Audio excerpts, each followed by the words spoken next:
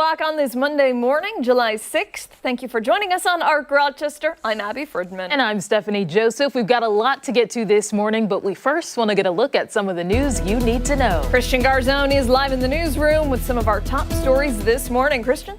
Hey, good morning, ladies. We are expecting an update from Rochester Police today after a violent and chaotic scene, in Rochester's East End early Sunday following 4th of July celebrations.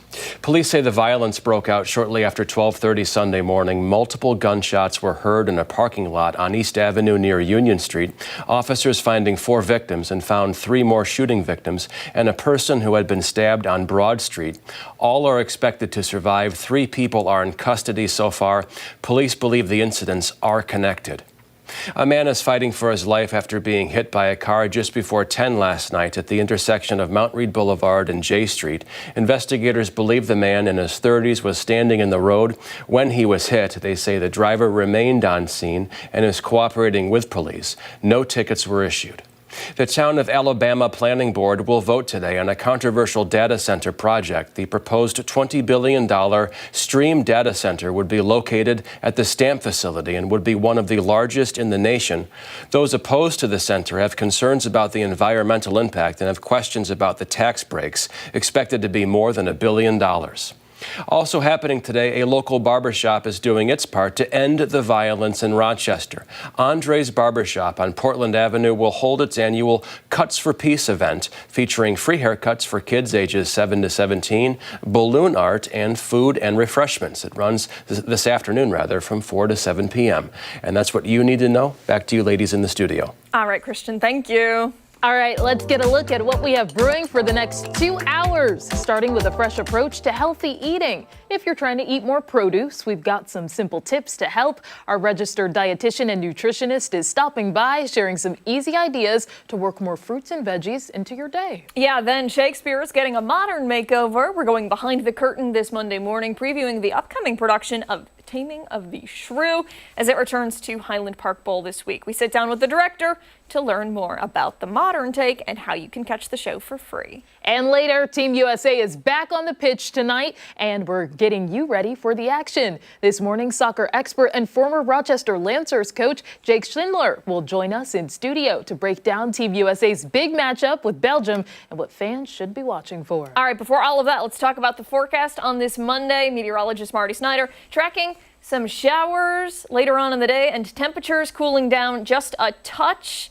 Marty, we're going to warm things back up, though. Oh, yeah, we're going to warm it up by a lot as we head deeper into the week, but not to the extent that we saw last week. So it's going to be more of a summer-like feel. It's not going to be oppressive heat, but it will feel more summer-like. Now, over the last hour or so, we've really seen some rain fill in across our area. A lot of that had been just off to our southeast, but just in the short term, a lot of that has really filled in closer to us. That bulk of the activity has been mainly down through the Catskills, Hudson Valley, even Binghamton as well. But for us, we have been seeing some of that rain begin to fill in across parts of the area. And you can see that scattered activity as it's starting to form across the region now. So we will see a couple showers as we head forward throughout the day today. It's not going to be an all-day type of rain, but there will be a few of those showers filling in. Right now, 70 degrees, not reaching the ground quite yet at the airport. We're seeing just cloudy skies there, but we will see at least more of that rain fill in across more of the area as we progress through the day. There will be some dry time frames, but I think especially by the end of the day, that's when that risk of rain really increases. 78 for a high temperature today, down to 65 tonight. And over upcoming days, notice that little bit of an upward trend that we see play out, close to 80 tomorrow, and then back into the mid to even upper 80s as we finish off the work week. So a lot warmer weather in store for the longer term. Not as hot as what we have been seeing for last week, but still a definite summer-like feel as we head a little deeper into the week. Listen, no complaints over here. I'm loving it. Yeah, and you know what? The rain that we had over the weekend, really, really good for the garden and the plants. You know, we're just drying out now a little. That's it. Positive side to it. Not the best timing for that rain, but you always have to look at the bright side, right? Sure. That's for sure. All right, Marty, thank you. Okay. All right, let's go off the top. We'll start with some of the things that have piqued our interest this morning. I'll begin today. Who doesn't love a bad boy, right? I'm not talking about serious crime, but, you know, bad boys. Danny from Grease, Daryl from The Walking Dead, Tony Soprano, Neil the Seal. Have you heard of Neil the Seal? Okay. He's kind of a big deal in Australia, and he is a big boy, too, about 2,200 pounds of sassy elephant seal. There he is. Oh my gosh. Every year, twice a year, he makes his way slowly around southern Tasmania, taking a break from the months of swimming and eating out at sea. Not to body shame Neil here, but his weight, though, has become a little bit of a problem, and he's also developed quite the reputation for causing destruction in local towns. Locals calling his trip through the area a rampage. Why? Well, he's destroyed some local infrastructure and can also be found just lying in the middle of the road or, on somebody's property. His rap sheet, according to the Associated Press, is a pretty long one. I mean, after all, he's like 12. Most notably, though, he has smashed through barriers put up to keep him away, and also he's damaged a significant number of cars. Why? Well, Neil, he's going through some changes in life. He's considered a juvenile, and at this age, elephant seals practice something that's called dominance battles. That's when they rear up and they slam their chests into one another, and it's to compete for the attention of possible lady seals. Everyone in the area knows about Neil. In fact, 1.4 million people on TikTok know him too. So a lot of the time, when they see Neil, traffic comes to a complete stop. He obviously doesn't have any other elephant seals roaming around the area. I know, look at him. That I would be scared. No, he's all right. He's a global star, a local menace, but, Okay, so no other elephant seals roaming around the area, so he has resorted to fighting minivans, slamming his body against fences, and traffic cones, and like you just saw there, that I don't even know what you would call that.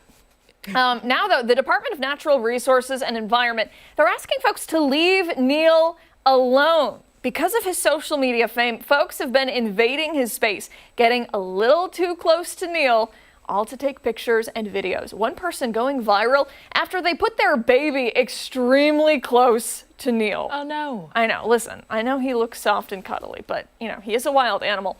Officials say they want to keep him around, even with all the destruction and the chaos. But they also don't want something bad to happen that puts Neil's fans or Neil himself in any danger.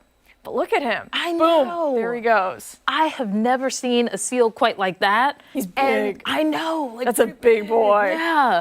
I mean, from afar, I would definitely be the spectator that's the street over, looking. Because it's something to see. I mean, I don't blame people for gawking, No. But I don't think I would put my child very close. I can't even look him in the eyes. The seal? Yeah. They look huge. Well, yeah, but I mean, he comes around twice a year. I said he was 12. I believe he's 6, so forgive my my mistake there. But he comes around twice a year, and he keeps coming back. He likes the area. He likes the people. It's home for him when he's not out cruising around the sea. And I wouldn't mind. I'd be like, oh, there he is again. There's Neil. The only doing thing what he does. I mean, I wouldn't be too happy if he dented my car. Oh, that for sure. That- Fences, any of that. Yeah. I do like how he just kind of slumps along some people's property, and everybody's just like, oh yeah, there's Neil doing what he does. There again. Great name too. I think around. animals with human names are hilarious. They embody the personality. I feel like he gives me a little bit of Neil. He kind of reminded me just a touch of Tony Soprano. Have you seen The Sopranos? I haven't, but I'm very much aware of Tony Soprano. He probably would like some I don't know, gabagool.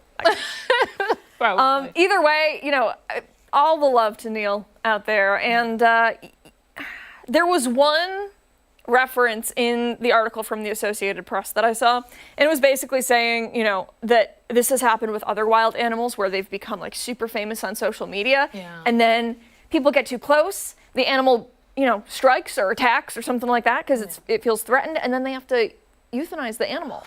No. I know. So they're like, don't do that because we love Neil. Yeah. We want Neil to come back. We want Neil to feel safe here. So don't do anything that's going to get him in trouble. Yeah, maybe there's a workaround or something. They could build a nice little habitat that he feels more comfortable gravitating toward. I feel like he likes that he has the run of the town. I think so. He's like, all right, I got to make my visits to all these people in Tasmania. Yeah. All right, you want to go? Yes, we'll move on now to mine, and we're still in Australia. A mother is facing online scrutiny after celebrating a recent milestone for her child. Maybe you saw this, yes, on social media. So her son got his first tooth, and she threw a party. And it's important to note that the mother never shared the celebration. It was actually the company behind the decor, Unique Floral Sydney, that shared photos. So take a look. You can see an elaborate display of flowers and candles behind the boy, as well as a custom sign that reads Jacob's first tooth. There's also a cart with several vases or flowers. The owner of the company told news.com.au that they believe every moment, no matter how big or small, should be celebrated. And she was also surprised by the backlash online. The photos are sparking a debate about the necessity of lavish celebrations, especially for children, and the pressure it puts on parents of today. So we'll take a look at some comments. One user saying, quote, "The Instagram moms have finally gone too far." Another person asking, quote, "What would they do when baby takes first step? Throw a large party?" Not everyone is shaming the mother, though. This person seems to represent both sides, saying, "We've reached an era where everything is turned into content and everything is used for social media validation. But what can we do? It's their money and their happiness. Since we aren't the donors, we don't really have a say." So another person, Alex Carr, pointing out that some cultures celebrate baby's first tooth. But Layla McQuarrie says even if that is the case, most don't have lavish celebrations for it. So this person also weighed in defending the mom and the business. They said, quote, "I think it's jealousy, but seriously, it's their money. Let them waste it. I'm super happy to see the local businesses in the event industry reap the benefits. Most people forget the industry was obliterated during COVID, and it's taken years for the businesses that survived to get back up to where they were before." So a lot of people have thoughts here. What do you think? What milestones should be celebrated for babies? And did this one take it too far? Okay, so I saw this and I specifically avoided this story because I couldn't come to an actual decision on whether or not I approve of it. So how old is a baby when it gets his first tooth? That's a great question. And does anybody know? I could see if I can do a Okay. Google search. Well, so the baby probably, actually I can say with confidence, the baby isn't. Okay, Ashley's saying 4 to 7 months. Okay. So the baby is not going to remember this. So really, it's a party for the parents and for the friends, right? It makes me sad that this woman is getting all this hate online because, it wasn't like she was sharing it. It was the company that was sharing it. She probably was just like, oh, whatever, party for my friends or whatever. I'm all for celebrating things. I am. If you want to celebrate the kid's first tooth, then amazing, do it. Yeah. If you don't, then you don't. It's fine. I will be interested to see what happens when the kid gets a little older and then the tooth fairy starts coming around because, the tooth fairy is going to have a lot to live up to after that. Is it gold coins? It might be gold coins. You never really know these days. Yeah.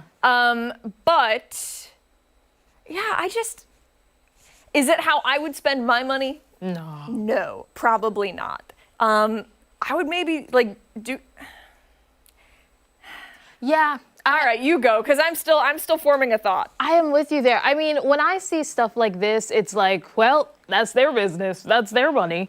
And I feel like if it's not hurting the environment in any way, feel free to spend money however you want. It is true that the child probably will not remember this celebration of getting their first tooth. And while I'm not aware of any culture specifically that celebrate it, I think it's great if that is a part of your culture and you want to mark this milestone, then so be it. But I wouldn't necessarily spend that much or do something to celebrate. I don't even know how much was spent. It wasn't in the stories that I found, but I wouldn't do that to mark that milestone. It seems like quite a bit of money, just off of the assumption I got from the pictures. If you've got the money and you feel like spending it that way, then go for it. Yeah. More power to you, I suppose. I think it's also a lot of people thinking about gender reveals and how that's kind of taken on a culture of its own, where some people really do go all out and they'll have all of the treats and games and the streamers or whatever. What do you call those? Where they like the popping things. Yes. Yeah. And they put those off. So it's I think that a lot of people think that it's become a little bit overblown. Sometimes it is something that should be, just kept between the family, close friends, but now it's become this occasion where people feel like, all right, I went to this, so now I have to do this and live up to these expectations. And do you bring a gift for the baby's first tooth? Oh, that's a great Like a toothbrush? How many people are invited, Exactly, yeah. It seemed like if the baby's 4 to 7 months, chances are the baby shower wasn't too far away and the first birthday party is going to be pretty soon. Yeah. So, I don't know. I never know. It's not a parent. I feel like I can't really weigh in. You know what I mean? I mean, me neither, but the event of it all, I think, is where people are. Yeah. I didn't even do that for my 21st birthday. It's probably what some people would be like. Yeah. Yeah. But you know what? I liked the little flower cart. It was very nice. I could see love the myself colors. doing that if I ever threw like a big party. Yeah. All right. Hey, we still have much more to get to this morning on Arc Rochester. When we come back, we're checking in with Chris Lopez. He's live this morning exploring the vaults at RMSC. Hey, don't forget that you can take us on the go. Watch us wherever you are. We're streaming live on the 13 WHAM YouTube channel and foxrochester.com. We are back after this.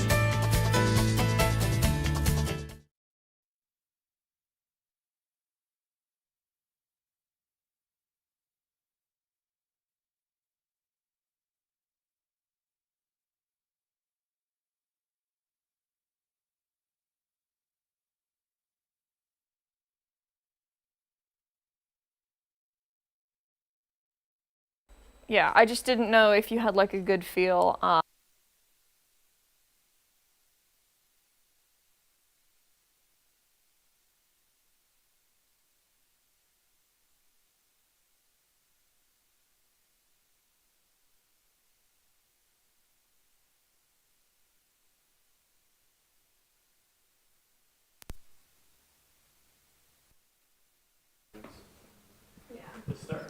Creepy guy, snakeskin jacket.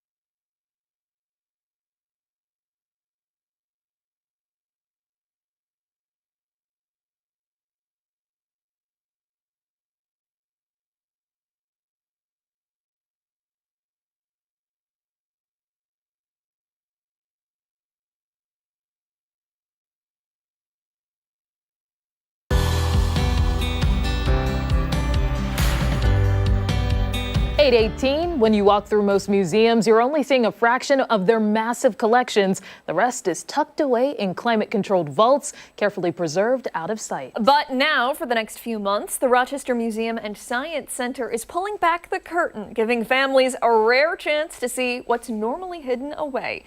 Chris Lopez is live at the museum this morning, getting an all-access tour of the unseen collection. Chris?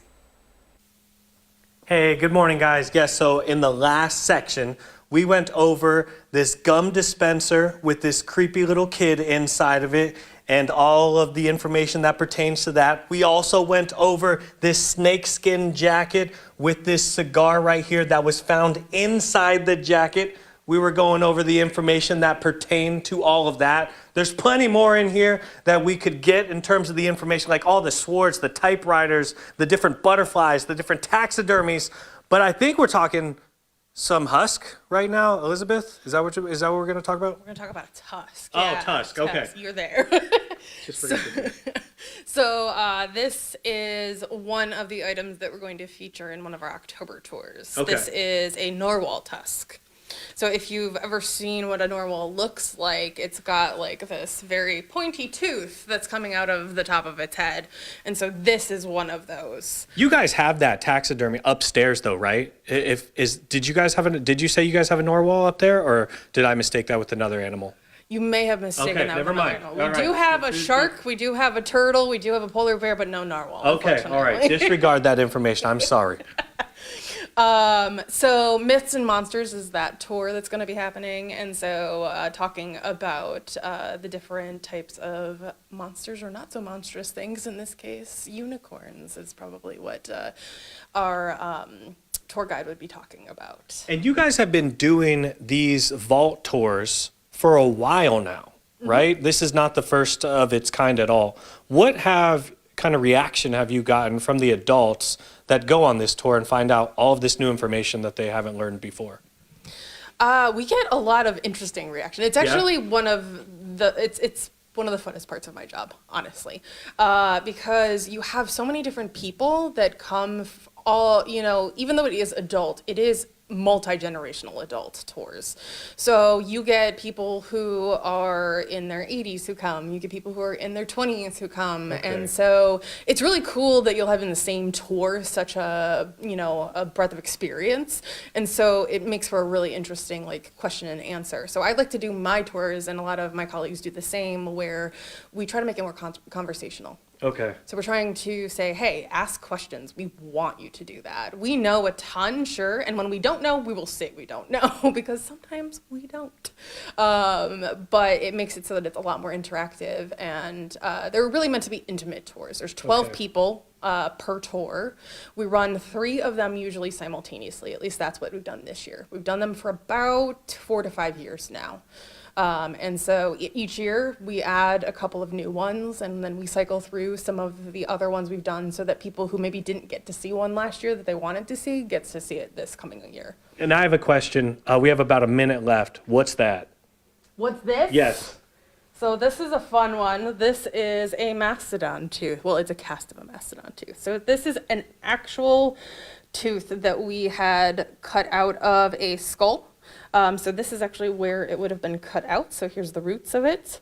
And it was taken out of the skull. It was then casted, and so you get this. And so this is actually something you could technically hold. Okay, all right. Because typically stuff I can't hold at all or No. touch unless you have gloves, or unless you just have her job title, which I don't have at all. So we will check back in with you guys at 8:43. We have something spooky coming your way, so stay tuned for that.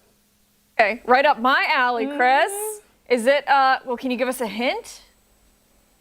No, I can't. That'll ruin the fun. May not even be that spooky to you guys, so I don't want to play it up too big, but some of the stuff is weird, man. It's really weird. Very weird. unique. Very Unique. Unique is a better way to put it. Weird. That looks like something I'd have in my house. It's but pretty cool. I'll leave it at that. Thank you, Chris. Hey, don't go anywhere. When Arc Rochester returns, it's time for this morning's weather trivia. Meteorologist Marty Snyder will be back after this.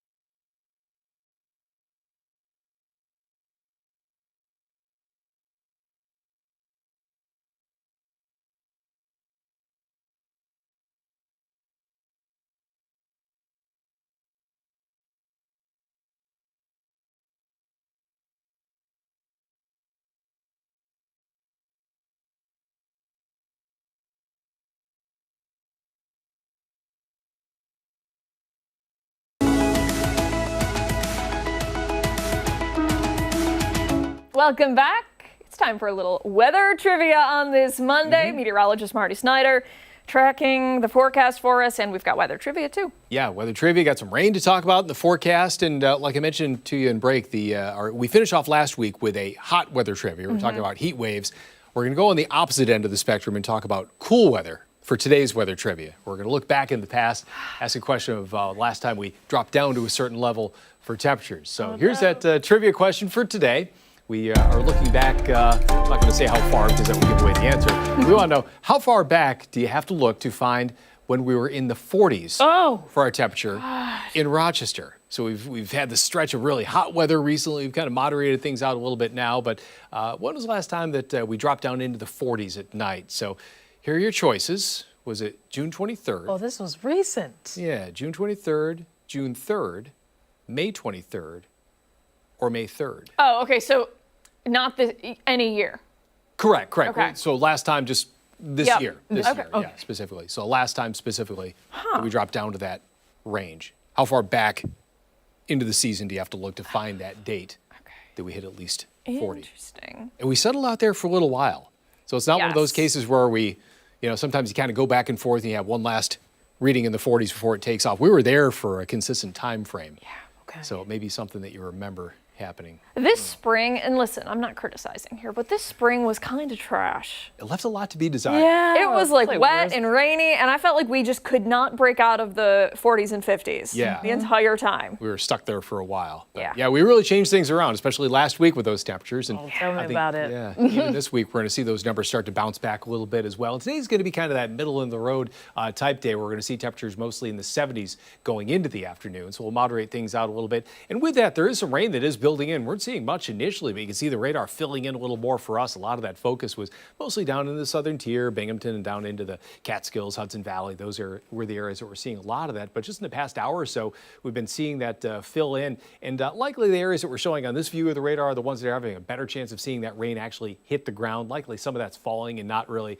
hitting the ground with all that much force at this point. But a little more of that across the southern half of Monroe County. You look down into Livingston County, Wyoming County, a little bit more for those areas to start off the day. And could see a little more than that try to form as we head towards the very end of the day as well. But pretty much at any point, could see a few of those showers pass through. But yeah, isn't that a cool view there of the camera?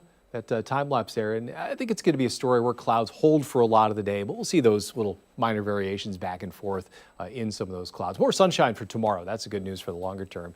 But right now, 70 degrees, a little breeze out of the east-northeast, not much of a breeze there. And temperatures today, they're pretty much going to be hovering in that 70s range. We'll be in the very lower end of that range initially, upper end of that range during the afternoon. We're seeing a few showers now, could see a few more towards the end of the day today, and pretty much at any point a little shower could pass through. But it will be an upward trend in temperatures as we head through the week. But the good news, we're not going to be in that range that we saw last week. We're not going to see those 90s. I don't want to say that Thursday we're not going to see a 90. It could be at least close to that, but mostly mid to upper 80s for highs later this week. So we warm things up, but nothing too oppressive, just some midsummer-like warmth, but not to the extent that we did see last week. So we will move along a little bit. But as far as the cloud cover goes, that's going to hold on. Not a whole lot of rain to go around for the morning. We are seeing some showers out there now, but it's not going to be an all-day type of thing. We may see our next chance as we head later into the afternoon. Could see a few more of those little showers try to pop up, maybe even an isolated thunderstorm. And then as we head through the overnight, what's left of that rain begins to taper off. Even a few breaks in the clouds start to occur. And that may set us off on a little better stage as we head into early tomorrow morning, where we see more of those breaks initially, and then see more breaks occur in the clouds as we head through the day. So I think for tomorrow, much better chance of getting into some sunshine on and off, and may even add a couple degrees to the temperature during that time period. So today about 78 for a high, which is about 4 degrees below average. One of those rare days of our recent trend. We're down below average by a little bit. 80 for tomorrow, so we gain a couple degrees there. Add another 5 heading into Wednesday, 85 for that high. And there's that late week warmer trend with temperatures mostly in the mid to upper 80s, and temperatures still in the 80s for the upcoming weekend. So really not too bad for this week. We're going to have that summer-like feel as we head through the week, but just not as oppressively hot nor humid as what we did experience last week. So a little bit of a change there in that category. Yeah. Humidity-wise, scale of 1 to 10. I'd give it probably a 6 as we head deeper into the week. Okay. So not that 9.5 to near 10 that we saw last week, but enough to give it that summer-like feel, but nothing too oppressive for this time of year. My hair grew so big last week. I mean, the humidity was not my friend. It was like out to But here. I did not notice. Well, You did a good job. thank you. It was a lot of hairspray, but Yeah. when I get in the car to go home, it puffed right back up again. Yeah. Yeah. Like That's swimming it. outside in the air. It's Yeah. It was just so much, and for that long-term time frame too. Lots of times, have maybe 1 or 2 days where it spikes up, and you have, the warnings and advisories to come out. But for 4 days straight to have it like that, it doesn't happen all that often. That's very true. All right, Marty, thank you. Okay. Hey, don't go anywhere. We still have so much more to come here on ARC Rochester. We'll be right back.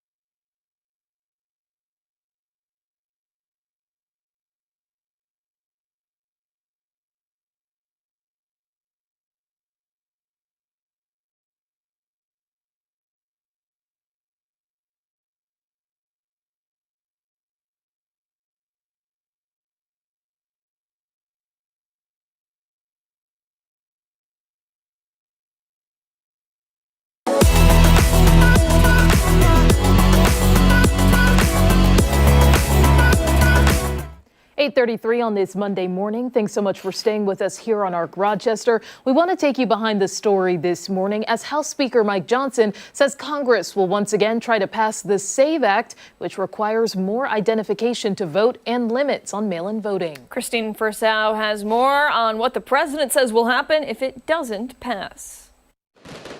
On America's 250th anniversary, a simultaneous celebration and word of caution from its 47th president. There is now a resurgence of the communist menace in our land. Donald Trump sounding alarm bells about what he sees as a growing threat, referring to a handful of candidates who ran as Democratic Socialists who won their primaries, not just in deep blue New York, but in Colorado this week as well. The communist system has never worked. Our warriors did not fight communism on battlefields across the world, only to have that menace rear its ugly head right back here in America. We're not going to let it happen. Ahead of the midterm elections, it appears to be the strategy for Republicans. Raise the temperature in the fear department. This is a serious threat to our whole system of government. They want to abolish all borders. They want to abolish all prisons. They want to defund the police. They want to abolish the U.S. Senate. They want to pack the Supreme Court. They want the government to take over control of all production. This is communism. Democrats accusing Republicans of dramatizing a few wins from the most liberal candidates as a scare tactic because they can't run on their policies or their actions. I think the thing that I focus on is what's the results that I'm providing for my people. I do not prescribe to an ideology. Other Democrats putting space between their ideals and those of the Democratic Socialists, but say it's providing an opportunity to revisit what the message should be. I think what our party has to go through that will be very healthy and something we've not really done since the 1992 election cycle is to have a battle over what we believe in, to have a battle over the ideas that we are going to hold on to and campaign on and then deliver on as a way to make people's lives better. President Trump is also urging Congress to pass the SAVE Act, which is stalled in the Senate and would require Americans to show ID to vote and proof of citizenship to register. He says if it doesn't pass, Republicans could lose the majority in November, which he says would push the country closer to communism. I'm Chris. That was Christine Frizzell reporting. Yeah, stick around. We still have so much more to come on our Rochester, including when we come back. We are once again going live to Chris Lopez, who is exploring the RMSC on this Monday morning. And don't forget, we are streaming on the 13 Wham YouTube channel and on foxrochester.com. Come join us. We'll see you there.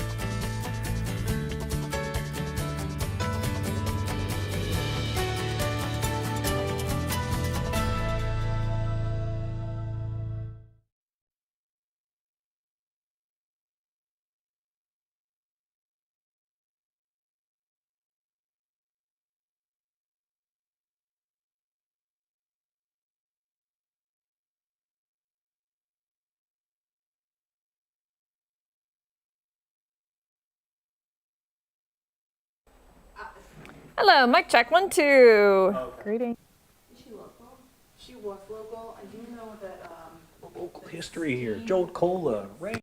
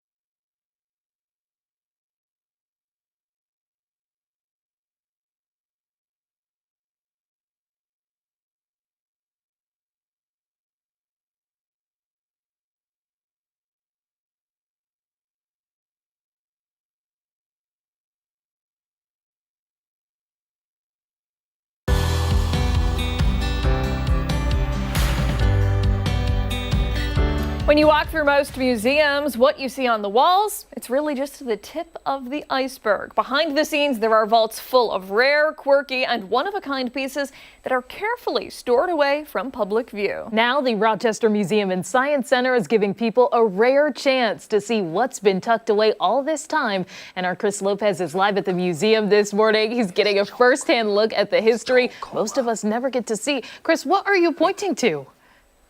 It's Jolt Cola. Jolt Cola. We all need a good dose of caffeine here on the morning show. And this is stuff that was invented here in Rochester. One of them is Jolt Cola, promising you twice the amount of caffeine amongst other things that could possibly be in this bottle here. So while this segment is going on, I have to ask you guys back at the station, how much milligrams of caffeine do you think are in this Jolt Cola bottle?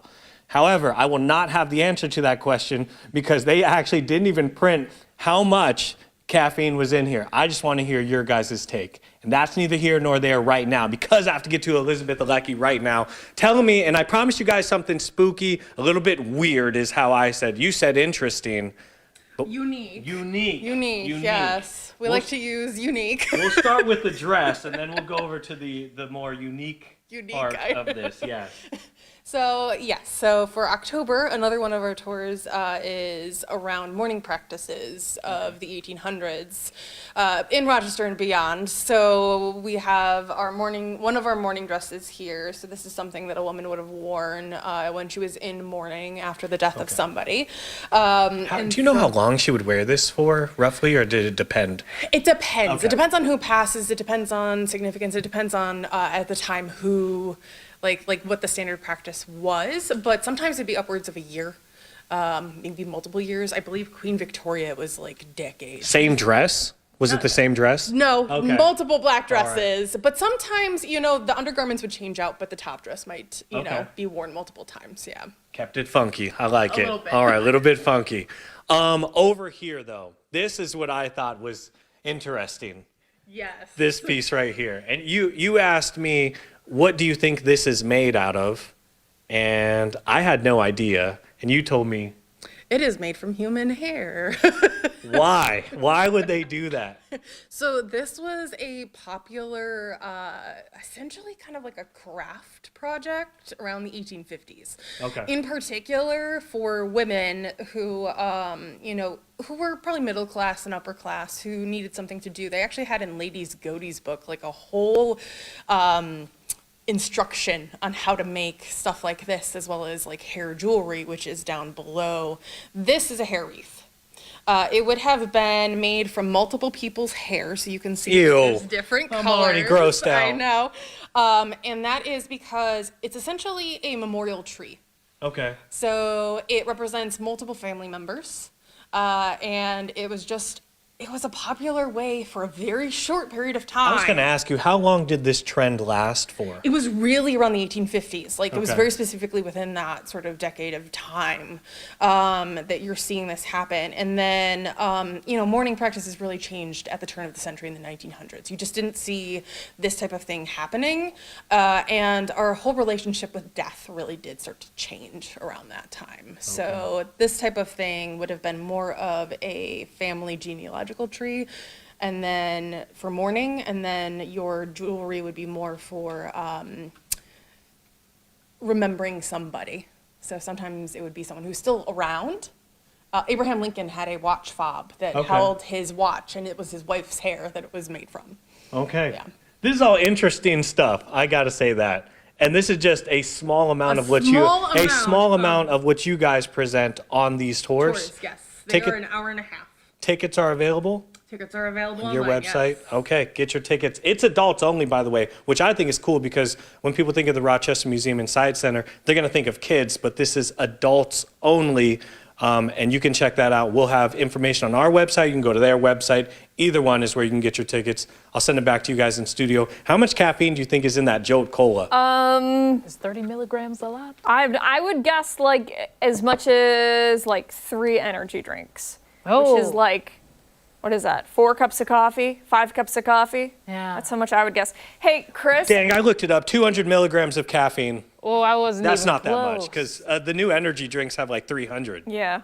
Hey, Chris, I think we need to start one of those hair family trees for the 13 Wham station. What do you think? Ew, man. No, we don't. Take us to commercial break. It's a beautiful way to mark our it's time. art. It's not gross. It's art. Yeah. Being kind of harsh over there. It looked nice, too. It's gross. All right. Well, Thank you, Chris. each their own. When our Rochester returns, it is time for this morning's Help in a Handbasket. We're back after this.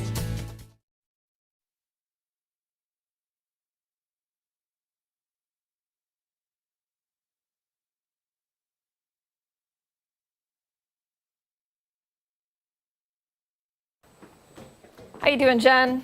I'm okay. How are you both? Yeah, not bad. Thank you, Rory. How was the holiday? It was good. It was quiet. How about yours? Yeah. Similar. Yeah, the rain kind of was a little bit of a bummer, you know? Oh my goodness. Drenched. It rained. We were out of town, so. Oh.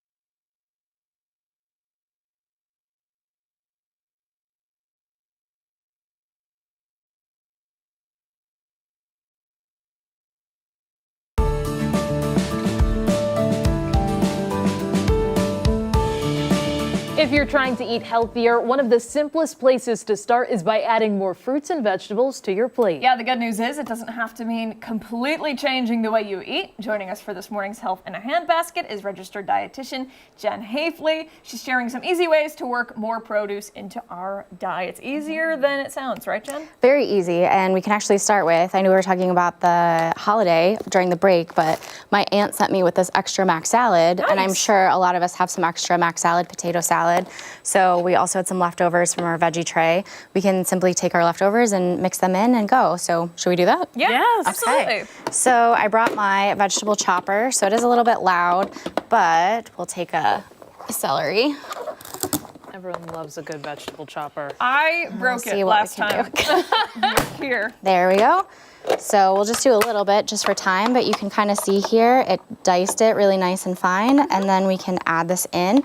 And so we're just kind of using up what we already have and then incorporating a bit more produce into something that maybe didn't have a decent amount. So it doesn't necessarily have to be a full salad or a side of vegetables on the side. It can just be mixed into something else. Yeah, nothing wrong with it. Yeah. And like obviously celery goes in there, but you know, anything else you would consider adding to it? Peppers, I enjoy jalapenos. I would also say pickles. You could do cucumbers, you could do radishes, basically anything that's gonna be a little bit more fibrous and hold its texture, especially when mixed with mayo. Okay. Is there anything on the list that's in season right now? Like I know cherries for me, I get excited about. Anything for you? I love a good fresh pepper. Oh.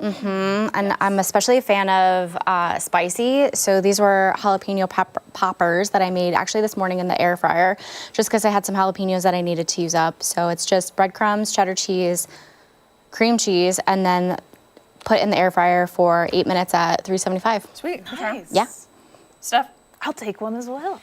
So with this, I mean, you could make these like for a party, or you could just make them like for a snack for the kids, right? If they're like not afraid of spicy stuff. Yeah, you could also do it with bell peppers. So you could cut it up a little bit more into thinner slices and just have a few ready to go, but it shifts that flavor profile and it's a fun way to get your veggies in instead of, much as I love hummus and veggies, sometimes you hit a wall and you have to have something a little bit different. This is fantastic. It has a good amount of spice too. Okay. What's the deal with the seeds? like for your kids or whatever? So if you don't like spicy, take the seeds out. If you do like spicy, you can leave them in. I scooped the seeds out just because I wanted to give it a try first and see how spicy it would be, maintaining that original jalapeno. Because sometimes when you get it from a restaurant or from the store, it's not that spicy. Yeah. I didn't want to burn anyone's mouth off. It is a good level. Those are really good. Okay, what next? So this is a variation of cowboy caviar, but as you can tell, it's got more of a Mediterranean vibe. So these are some extras that I had in my fridge. I have some artichokes, and I figured we could kind of make this dip. So you could scoop it. You could use it on bruschetta or bruschetta. Feel free to correct me. I know it's a debate, so feel free to pop that in. And then we have our cannellini beans. These are always a good one. Yep. Oh, I can do it. I have faith in you. Okay. All right, so then we'll cut tomato a little bit. This is balsamic. Oh, yeah. We'll switch things around. I'm gonna point it away from me. I learned that one the hard way, wearing white ones, okay? There we go. This is a great chopper. That is, yeah. Okay. And then we could always add more tomato. I'll borrow this, don't tell anyone. If someone goes maybe like the sun-dried tomato route, is that still okay? Okay. Yes, that one you might want to just be aware that it contains a little bit more oil, is a little bit more calorically concentrated, but still a decent source of fiber. So you can see I've got a protein, I've got some produce, and then we can add our balsamic. I just pulled the cap off this morning. I have the Fresh hiccups, open. and it's not because that was too spicy. I promise. It's just like a new thing. So I'm just going to grab a sip of my tea. Take your time. We're having a good time over here. Artichokes, tomatoes, cannellini beans. Yep, you could also add a feta, a mozzarella, a burrata into that, or you could add an Italian dressing. So this is just balsamic vinegar, but then you can put it, like I said, on bruschetta. You can put it, you can dip it up with a chip. You can add it into maybe a caprese-esque salad. Nice. But a decent amount of fiber and, as well as produce, very easy. And you can also add in perhaps anything that you need to use up. Yeah, that's excellent. Jen, I know folks at home are going to want more ideas that you have or are your recipes posted online? They are, yeah. What's a good way for them to check it out? So it's rdnjen.com and Instagram at rdnjen. And if they have questions for you, like about anything, about nutrition, about, you know, any of it, can they reach out? Yeah, of course. So you can drop me a DM on Instagram or you can send a message to my website. There is a contact me page. Fantastic. Thank you, Jen. Appreciate it. We still have much more to get to here on our Rochester as we continue into the 9 o'clock hour. We're back right after this.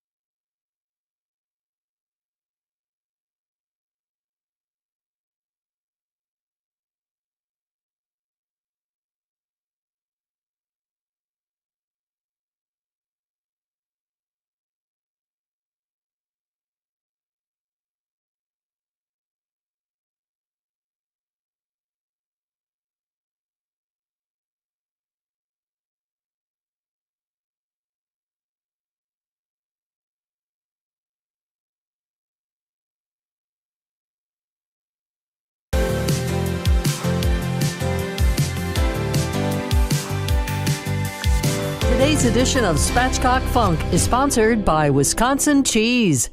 Happy summer, y'all, to you and our friends and our sponsors, Wisconsin Cheese. Yo, whenever you're shopping, you want some good cheese, Wisconsin is where it's at, y'all. You need a license for it. And on every product, you're gonna see they have the Proudly Wisconsin badge. And this is when you know you're getting it done right. Now, in the summer, a flatbread in any restaurant, in any backyard is a beautiful way to kick things off. It's classy. People use focaccia, people use pita, people use naan. We're using naan today, and that's none of your business. What we wanna do first is create a cool basting oil. We got a cup of olive oil. We're gonna put in about a quarter cup of fresh cut chives from my garden. We're gonna put a chopped up garlic scape in there. We're gonna put in about 4 cloves of garlic. Then we've got 2 green onions, chopped up, scallions if you're feeling frisky. A quarter cup of fresh oregano. A little less than a quarter cup of chopped parsley. Then we've got about a half teaspoon of salt and about the same of black pepper, because we like the pepper to bring stuff out. We're also gonna put a couple shakes of hot sauce in here. This will not make it spicy. What it'll do, bring out all the other flavors and make things really great. So we're gonna take this and stir it up, and all it's gotta do is sit for like 24 hours and it's good to go. But this can go a couple days, get you through the week, and it's great on everything. So we're gonna seal it up and set that aside. If you want to make a world-class flatbread, you need world-class ingredients, and that's what we're doing today, y'all. The Wisconsin cheese, yo, they win more awards than any state or country on earth. So to pair it with that, we're bringing a protein that just does not quit, y'all. This is Wagyu beef right here. Wagyu, believe it? It's legit. So the charcoal's heating up. This thing has been resting for around a half hour, a little bit longer, and we salted it pretty heavily so we can get the juices ready and it's gonna be at a good temperature to grill. Meanwhile, that garlic scape, I'm gonna take this, and I learned this trick from a Wisconsin family. I'm gonna take the scape and I'll put a couple of slices on it, right? And then when we throw it on the grill, we're gonna throw this on top, and some of the juices are just gonna fall right into the meat, and that's just awesome. Plus it looks super cool. Score it up a little bit, and then we're gonna throw it on the grill just like that. We're gonna grill it for maybe 2.5, maybe 3 minutes aside, probably 2.5 to get it medium rare to rare. And then when it's resting, we're gonna build our pizza up. The Wagyu is resting. Yo, but we aren't sleeping on you. Neither are the awesome cheesemongers and cheesemakers in Wisconsin. In fact, Wisconsin and Switzerland are the only places in the world where you can become a master cheesemaker. That's what's up. We've got our naan bread on here, and we've got our basting oil that we made the day before, and we're gonna just generously coat the entire bread with it, up until a little bit so we still got some room to have a little crust for your fingers. Got that Belgioso fresh mozzarella, sliced pretty thin. So we're gonna put a couple of those across here. On top of that, actually, to bring out more acidity and awesomeness for the steak and for these great cheeses, I also sliced up a bunch of husky cherry tomatoes. Great flavor. We're gonna take a couple of those and get some red onto this pizza. Now, more fantastic cheese. Wisconsin is the only state you need a license to make cheese, and you can tell why. It is awesome. The Sartori Sarvecchio Parmesan cheese we freshly grated.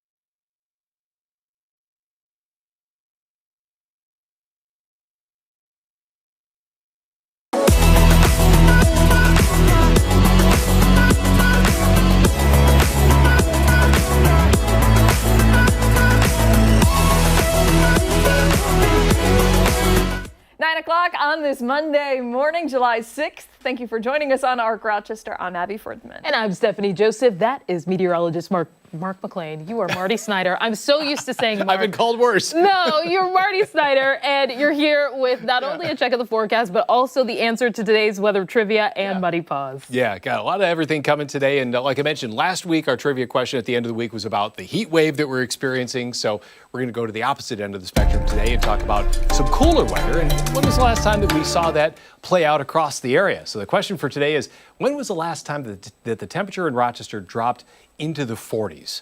So we have your choices there. We have June 23rd, we have June 3rd, we have May 23rd, or May 3rd. So which one was it? How far back was it?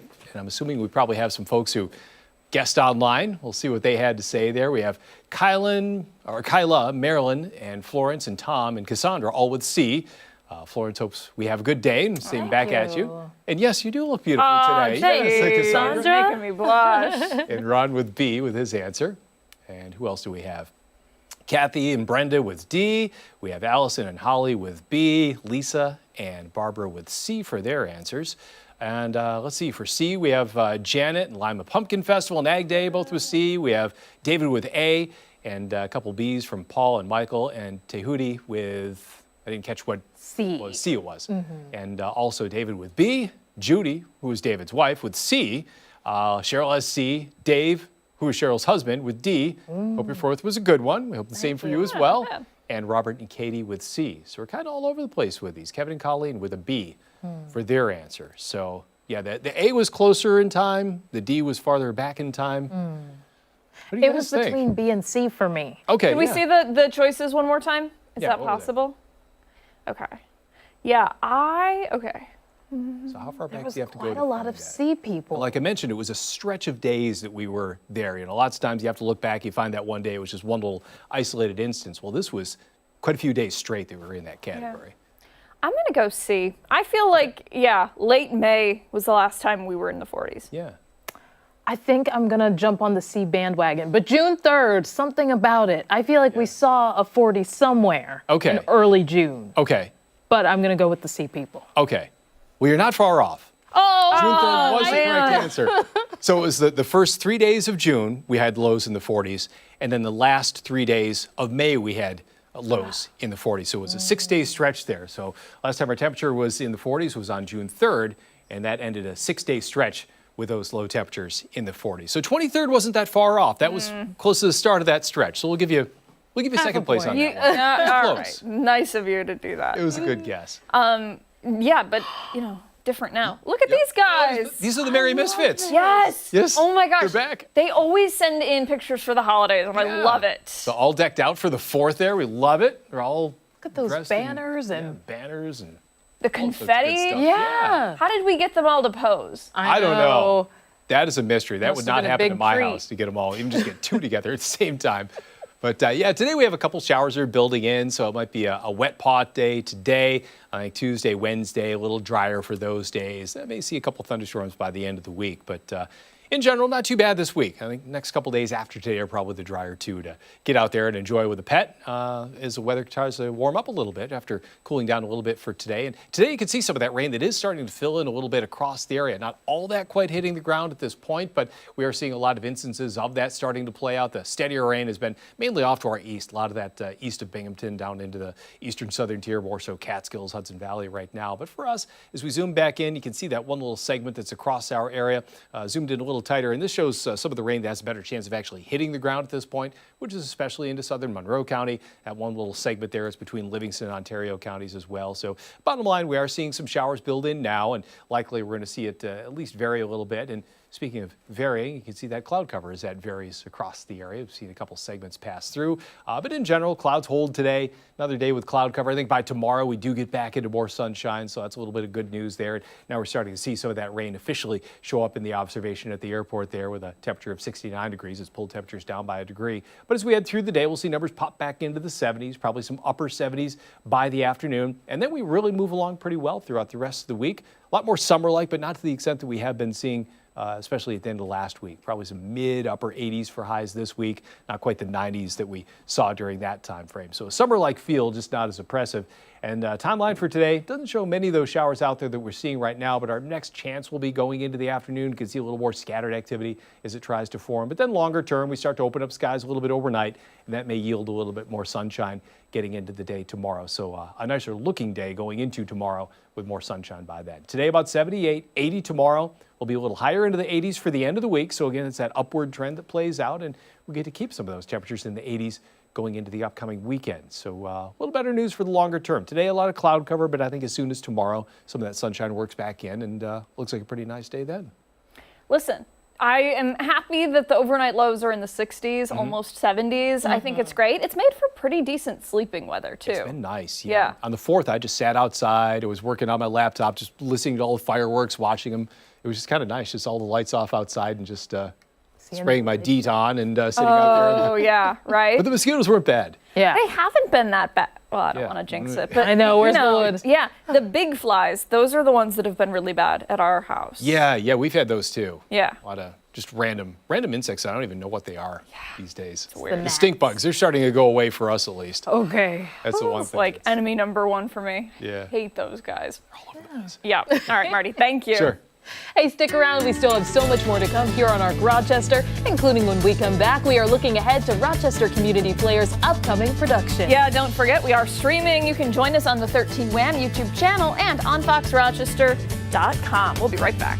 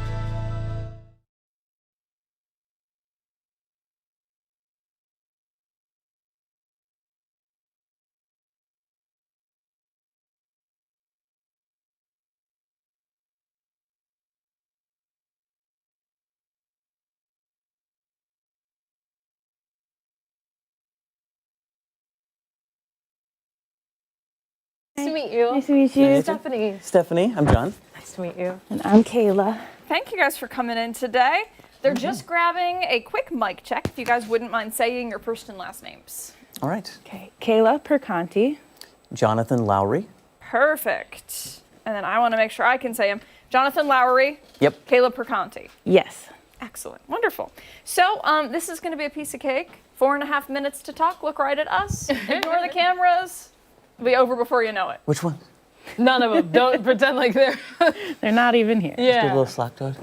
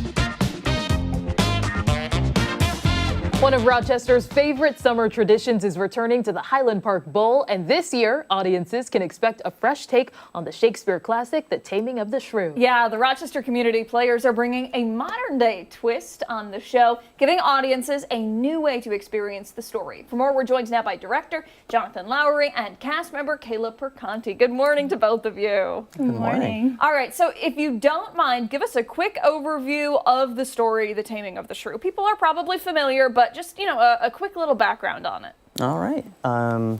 Okay.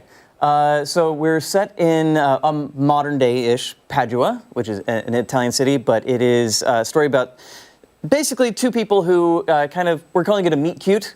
They don't get along at all at first. They meet, they must get married, and hijinks ensue as they learn to live with each other. There is also a younger sister that has to get married as well. That has to be put on hold, but most people want to date her than the older sister. So we have this kind of back and forth with which couple is going to happen first, who's going to legit, win the prize, as it were. And it's not like a deep plot. It's just a lot of hijinks involved. So a lot of good fun. Sure. That's for sure. And it's set in a modern time, as you were saying, like 2015, for example. What are some of the creative liberties that you've taken with this production that are kind of different than the actual one? Feel free to chime in, yeah. Well, we have clothing, first of all. Me, I'm wearing Converse and leggings the whole show. So we have that. We are interpreting the language a little bit differently, modernizing how we say things. A good example is I might take a cell phone from another character and be looking at their profile, say it's their Facebook profile, and make a comment about it using Shakespeare's words. Okay. And then we have the social media component with it. Do you want to talk about that? Yeah. So Shakespeare has a history of asides, which is where a character just talks to the audience rather than another character in the play. And I thought this timing of the play, setting it in 2015, is a good chance to say, well, hey, this is the rise of social media. This is when people are starting to talk to each other online.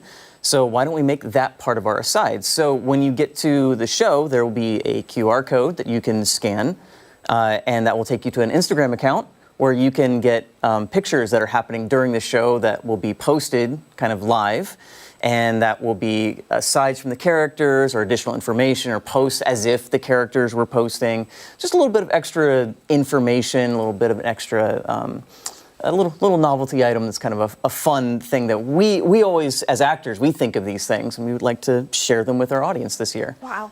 I love that there's a digital component that's encouraged, especially in the theater space. Kayla, tell us a little bit about your character. Sure. I play Catherine, the Shrew. So she is, at the beginning of the play, she is quite rude. She is very strong and defiant, and her story is traditionally about being tamed, as the title says. But in this one, we are focusing more on how we coexist with each other, how she meets somebody that she thinks she's going to hate, is forced into marriage with him, but then they figure each other out and they come to a friendship, an agreement. They find the things in each other that they can respect and kind of show everybody else all the traditional couples that got together are now kind of like, wow, what did they do differently? By the end of the show, it's really nice. What do you like most about the character?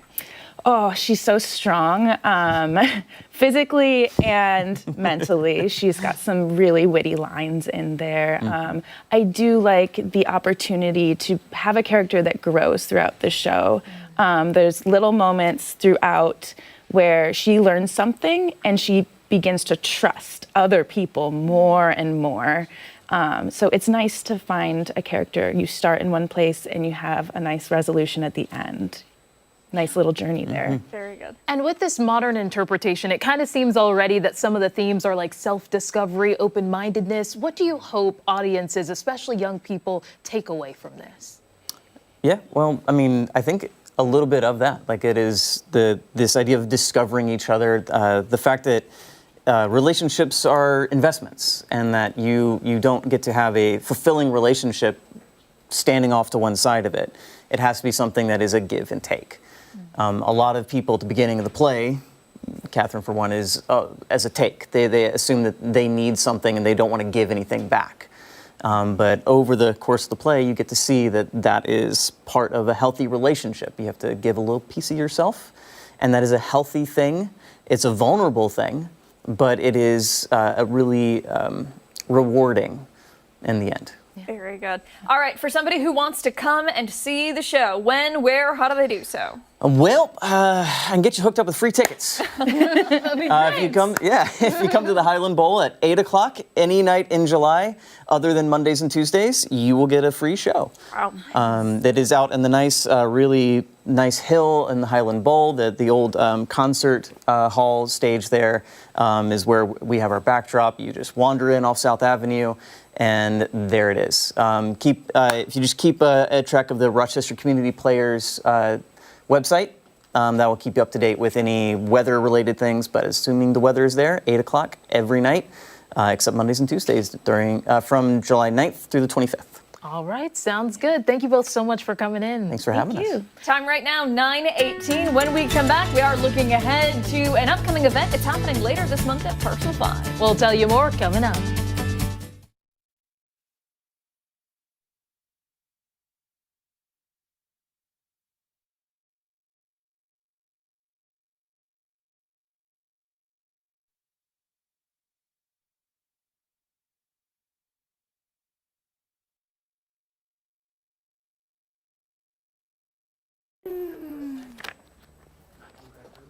And if you guys want to follow me, I can take you guys in.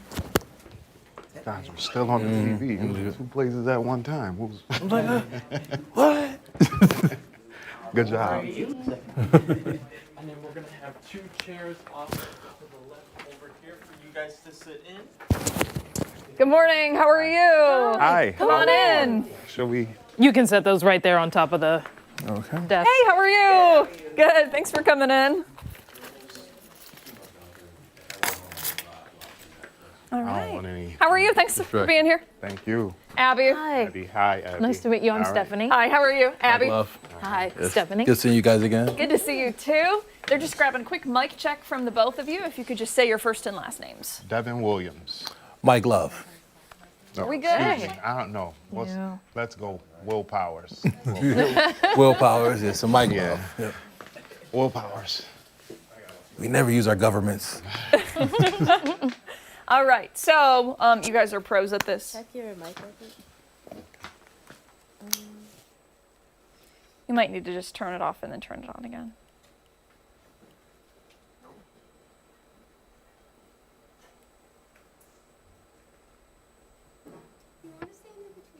It would be me, the nervous one. Oh, you're not nervous? Will Powers. Okay.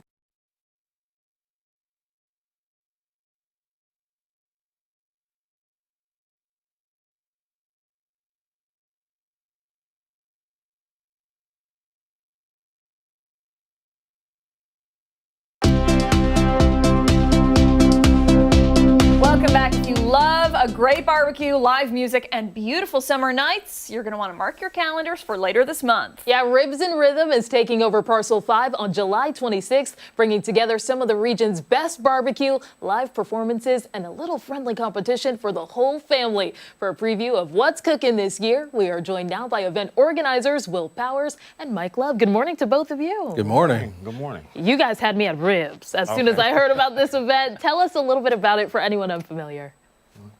All right, so Rubs and Rhythms is our second year. It's pretty much a celebration of music and good food. Very simple. That's what it is.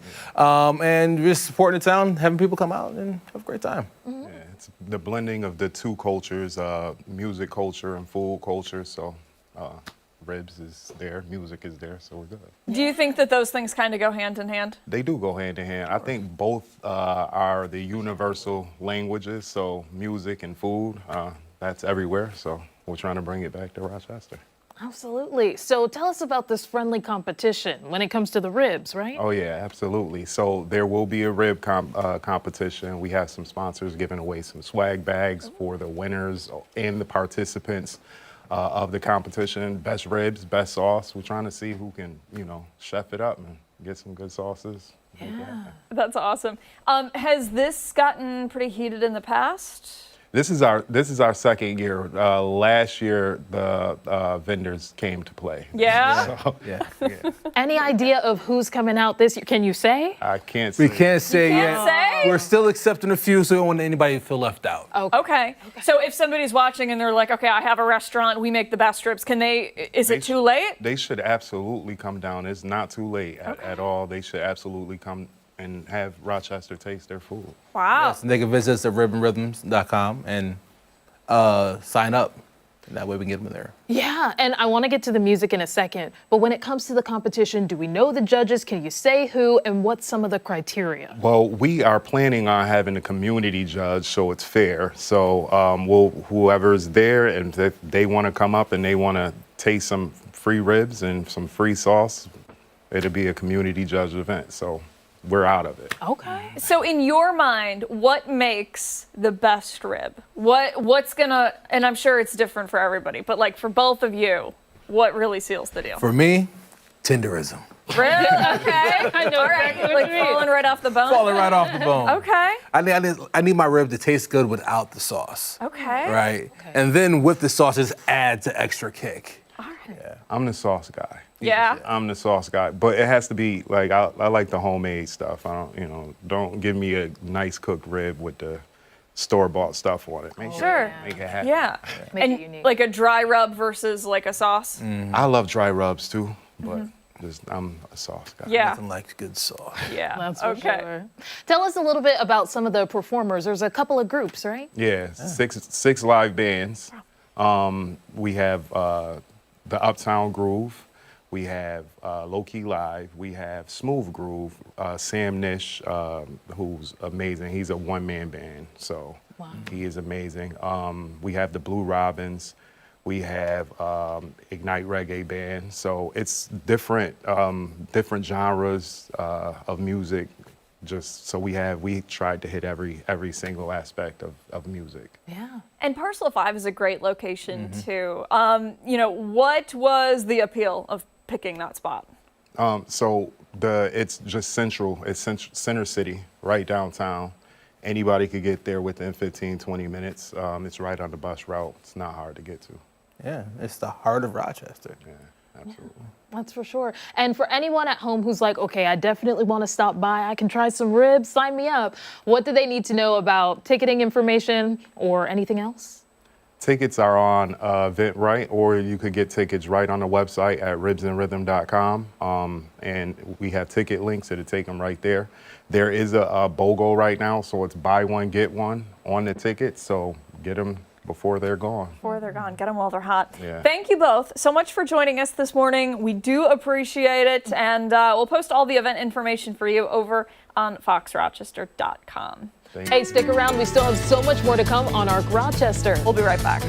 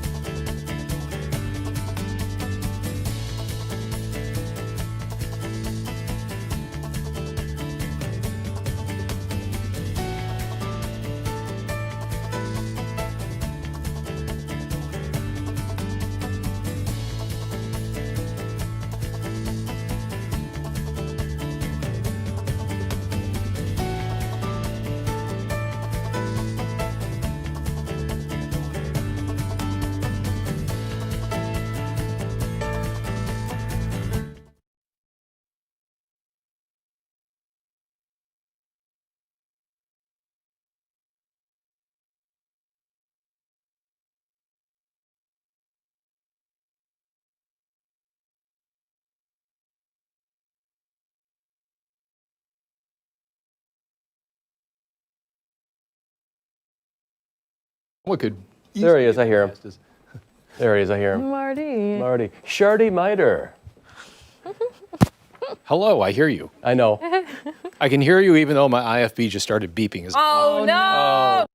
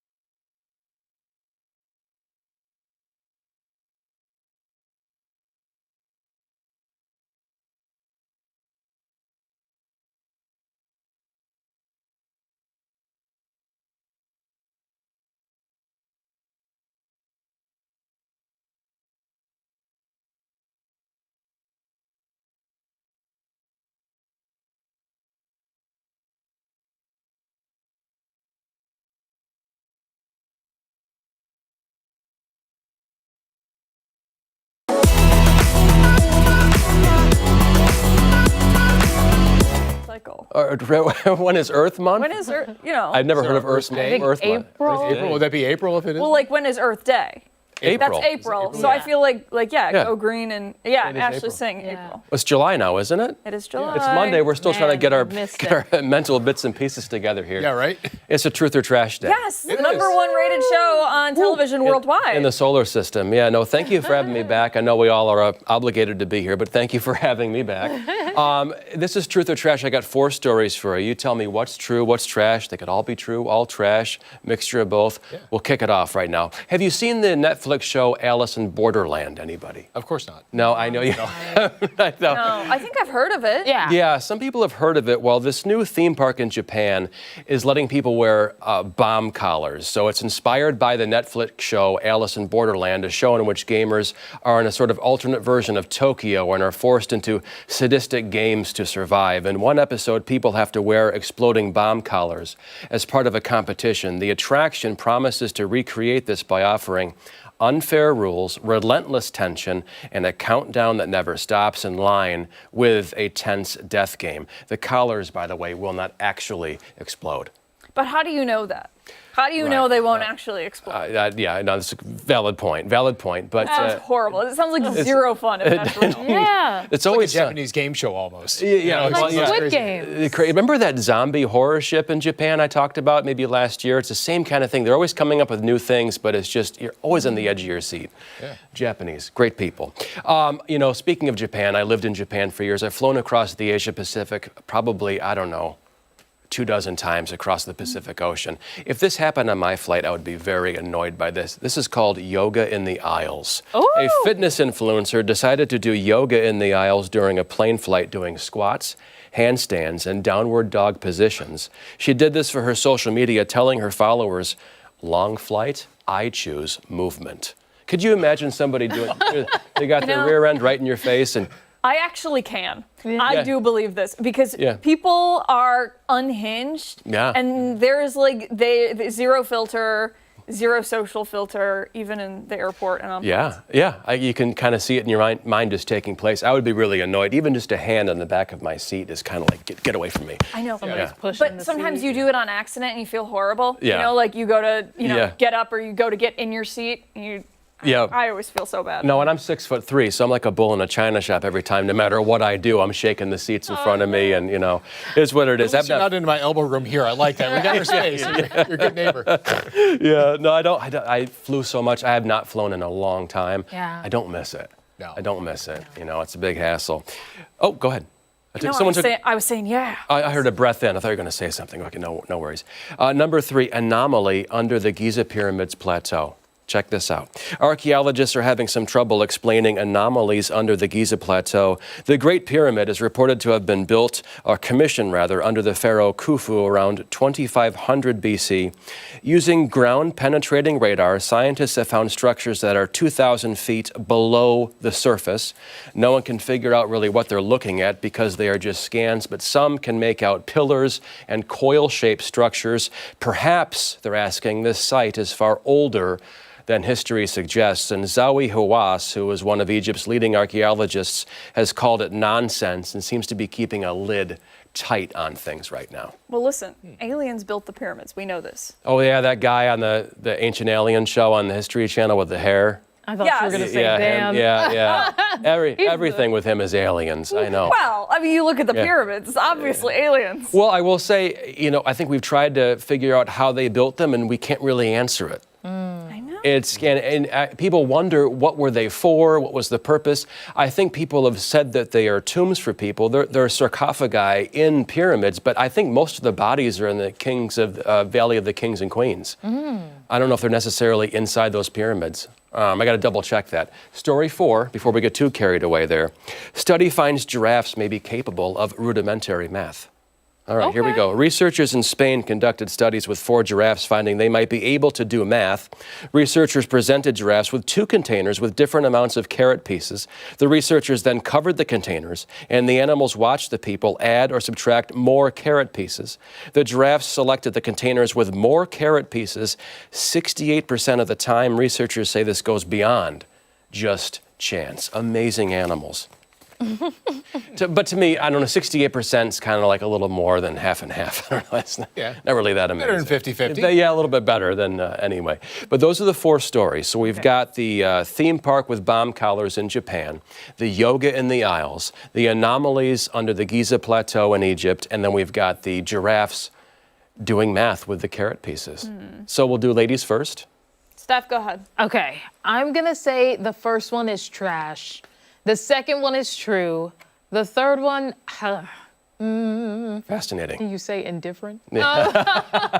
I'm gonna say that's truth, and the last one, I want to say it's truth as well, but I don't. I would say it's basic, rudimentary. Like this is the level. And it's about food, so of course they're probably paying extra attention with whatever brain cells they have. Sure, That was rude, but yeah. I love giraffes. You're gonna get angry emails. No, from I know. The giraffes. Okay, so I think that the bomb collars, I think that's true. I think yoga in the Isles, also true. Anomaly under Giza Pyramid, I would say that's true. Giraffes, I'm saying trash on that one. Oh. Marty. All right, first one, the collars, I'd say that's true. Yeah. Yoga in the Isles, anything goes these days, so I could see that playing out. Yeah. That's probably a tame version of what happens on some flights. Let's see, the anomaly, I'm going to say trash on that one. Okay. Since 2,000 feet, that's like almost a half mile. That's Yeah. pretty far. Yeah. So I'm going to say trash Certainly on is. that one. Yeah. Maybe I'm overanalyzing. Yeah. But then the giraffes, 2 out of 3. They're getting it right. I'd say that's probably within reason. Yeah. Greater than, less than. So I'd say truth. I for giraffes. want to save the pyramids for last when we discuss, but we'll just go through real quick what was it called? The bomb collars. That's true. No, that's horrifying. That's true. That's No true. thanks. Yeah, the Awful. yoga in the Isles. That's true. And I'll skip to the giraffes. That's also true. The pyramid. The scans under the Great Pyramid there, the Giza Plateau, that is true. Wow. So a couple of years ago, and they've done other scans since, they have looked under, and there is something under there. They're just not sure what they're looking at. And when I talk about Zawi Hawass, you would know him if you saw him. He's been in a ton of documentaries. He puts the kibosh on a lot of some of this research done and people coming up with alternate things about how old is our civilization really and what were the pyramids really for. He tends to stick with that tidy timeline of it was built in 2500 BC and these are the line of the pharaohs and blah. But people are saying, look, we're finding this stuff underground that seems to be man-made. It's so deep under the earth. What is all this stuff?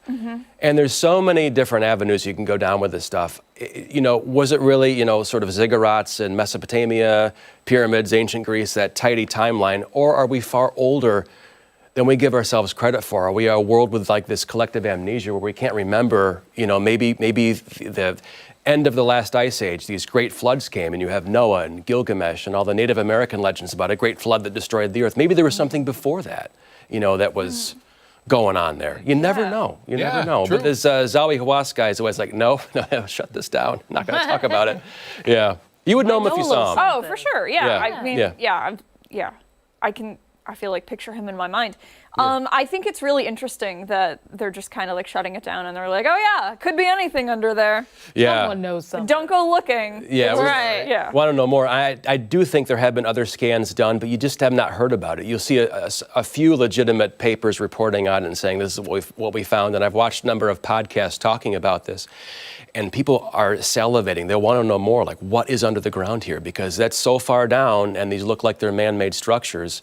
Was this a civilization that was wiped out and buried over, and then pyramids are built on top? And I will say one last thing. John Anthony West is a geologist who talked about the erosion on the body of the Sphinx itself, saying it's only been eroded by water moving and lapping against it. And when's the last time Egypt had a raining environment like that? It's desert.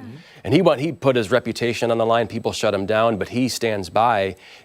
I think that civilization is far older, maybe going back 10,000 BC, perhaps. Wow. We don't know. I think there's a lot of questions here with that, Yeah. It's very interesting. Ashley got in our ear. She said that we do have video of the other stories, and I do kind of want to see the bomb collar. Oh, the bomb collar? Oh no. Do we have a picture of it? Okay. Oh, she's there. She said is. It's this is horrifying. Oh my gosh. Oh This, my gosh. This is horrible. Yeah, only in Japan. And I'd love so to is see. it kind of like paintball? And there's, here she is. No. How selfish. Oh, and the dogs are out. No. Oh my gosh. Or that's, no, flip flops. Oh, still. Oh, no. Okay, all Give me a right. Marty Snyder. Oh, no. Oh. Oh, no. There we go. Really? Imagine that right in your face. There we go. My mom would say something. Yeah. Well, I want to hear the audio behind that. Yeah, I know. What we're saying. Sit down. And then there's the giraffes, the genius giraffes that are counting. They're so cute. Yeah, they're all right. You don't like giraffes? What's that? You don't like giraffes? They're okay. I mean, they're all right. I think any animal could probably figure out, not any animal, but, Are you scared of them?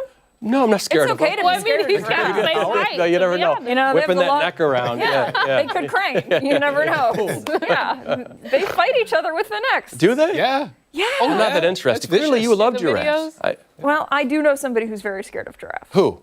I cannot say on TV. Okay, I think I know who it is. Yeah. All Either right. Dan or Jim. Listen. You might be right. I don't know. This is awesome. Always love Truth. Always good. Thank you very much. Thank you very much. Time right now, almost 9:40. We have much more to come on ARC Rochester when we come back. We're continuing the World Cup coverage, getting ready for Team USA's matchup against Belgium tonight. Hey, don't forget, you can take us on the go wherever you are. We're streaming live on the 13 Land YouTube page and foxrochester.com. See you on the other side of the break.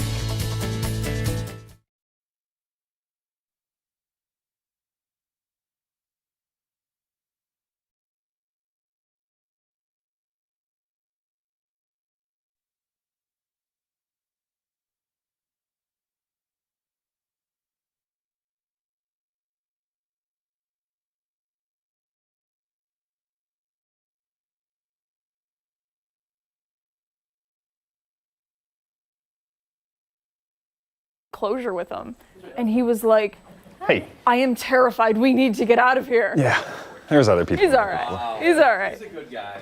That's funny. Jake Sam told me you've been to World Cup games? I did. I went to two matches so far. Alrighty, sir. And then there's going to be a seat right over here for you to sit in. Awesome. Hey, good morning. Hi. How are you? I'm good. Thanks for coming in. Jake. Abby. Nice to meet you, Stephanie. Jake, nice to meet you. Abby and Stephanie. I like the jersey. Thank Very you. nice. It felt appropriate. Yeah. Do I keep Eric- this on or? No, you can take that off. All right.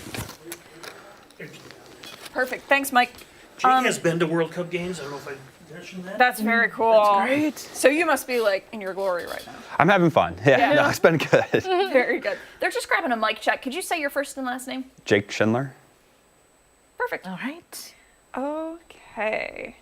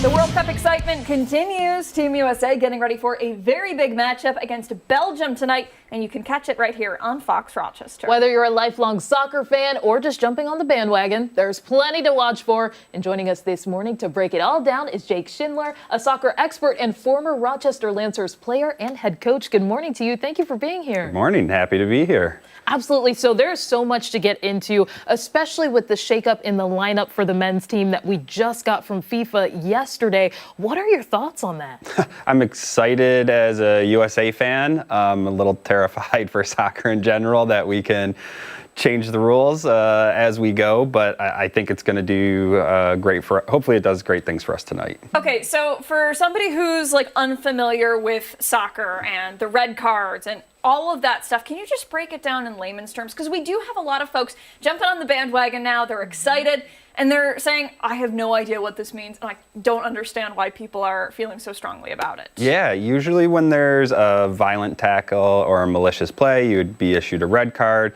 That means your team plays down for the rest of the game. You as a player have to leave the game, and then you'd be suspended for the next game or multiple matches afterwards. This is the first time I've ever heard of that they have now suspended the suspension for the next game, so they're going to let Balogun play in this next match.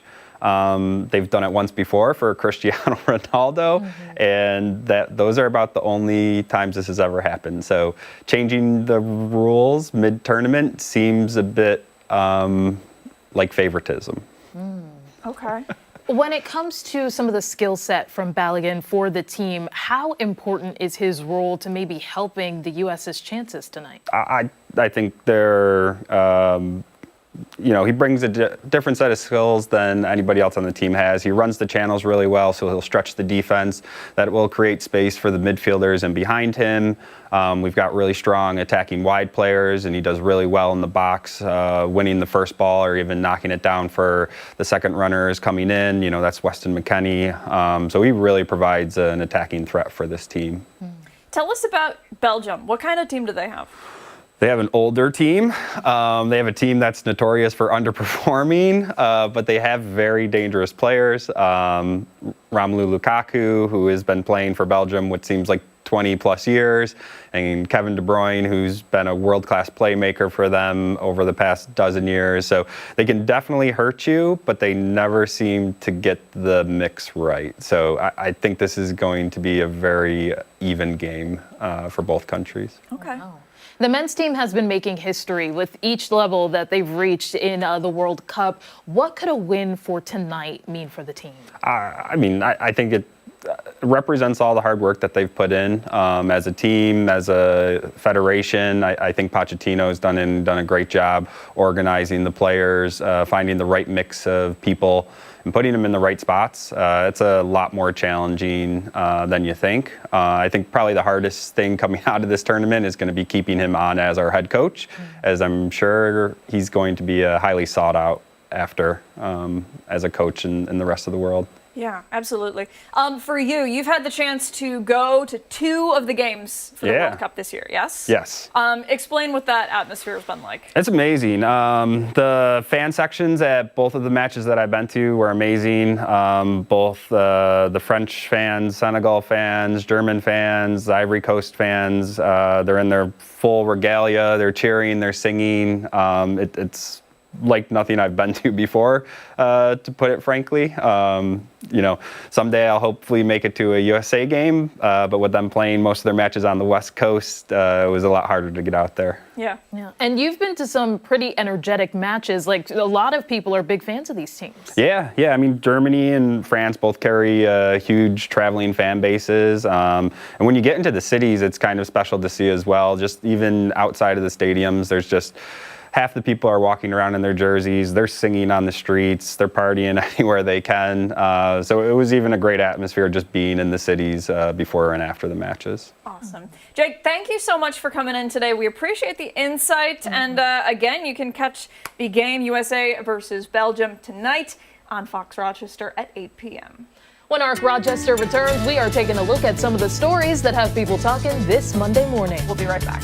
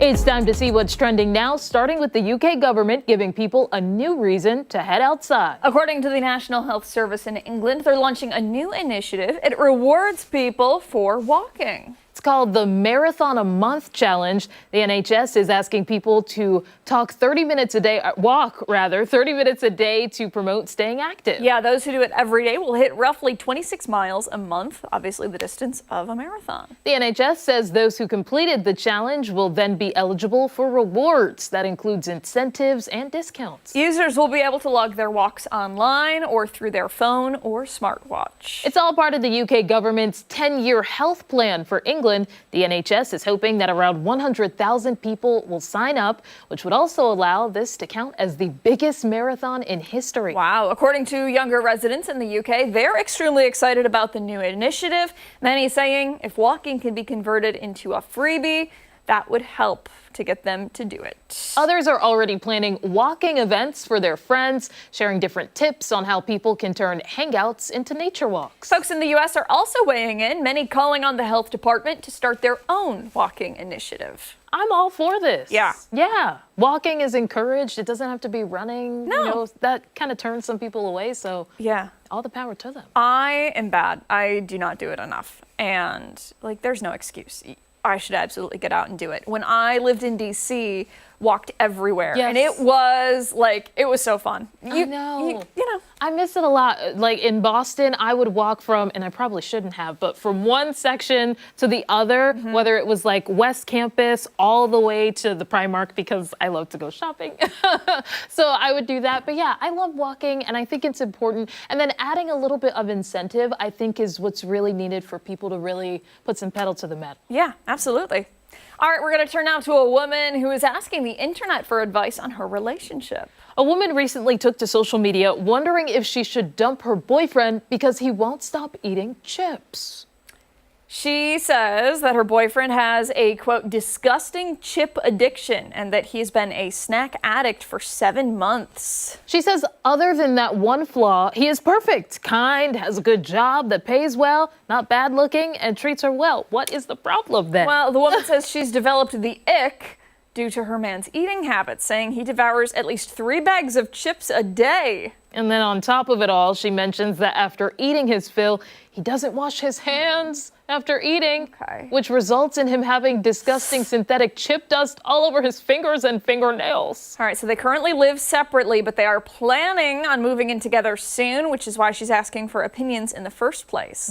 She says that she hasn't said anything yet to him, but she just can't help but think she would prefer a man who doesn't eat over 3 bags of chips a day.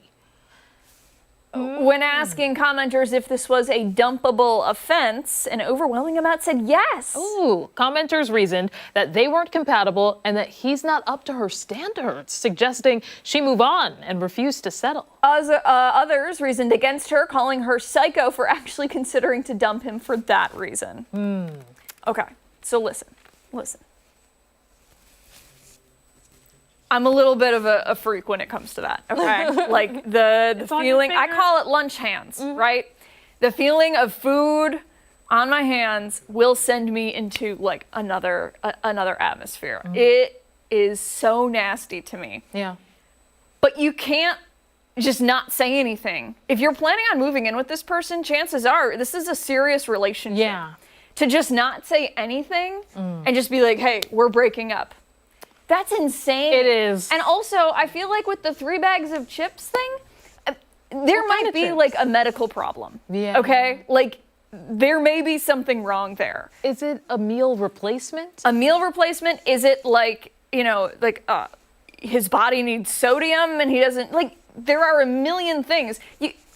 You can't just be like, oh yeah, we're done, it's over because you won't stop eating chips. And he's like, you never told me to stop eating the chips. Yeah. This feels like an episode of Seinfeld. This is weird. This is really weird behavior. Yeah, no, I agree. I think you should feel very comfortable enough with this person where you're able to say like, hey, can you not do this? Or like to talk about your feelings. If you don't feel comfortable, I think that may be the premise of why the breakup is needed. But over chips, he's a good man, Savannah. He's a good man, Savannah. It's chips. Yeah. And if you can't address this right now, what's going to happen when you have other problems? Yeah. Oh, I can't pay the mortgage this month, or I flooded the bathroom upstairs because I fell asleep with the faucet on it. Like, you have to have tough conversations. You do. The chips should be like a baby step. This is like level 1, tier 1. And you know what? I think if you're asking the internet if you're a jerk, you already know the answer. Yeah.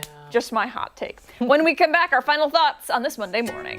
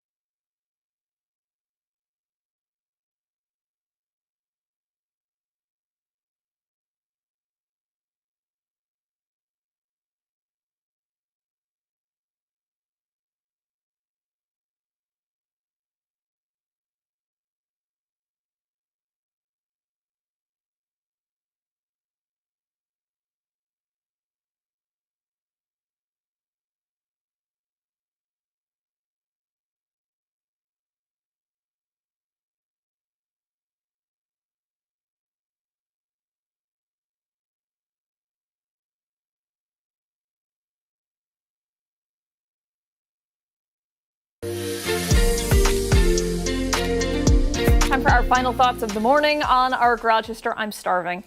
After talking about those ribs, like, Oh, yeah. it's been on my Jalapeno mind. popper has been on my that mind. too. It's always good, yeah. yeah. I'm always down for food. Well, you know me, I'm always eating over there I throughout know. half the How long morning. does it take you to get through that chicken? It depends. Sometimes after I get, I'll get in the car on the way home and I'll have a little bit before I start the trip home. No way. Oh, yeah. It's a pound, right? Yeah, today's a pound. Wow. Pound of chicken. Hey, more power to you. Yeah. That does it for us here on ARC Rochester. Make sure to wake up with us again tomorrow morning starting at 4:57 on 13 WIM ABC. Much more live local news coming up later for 13 WIM News at midday. We'll see you tomorrow.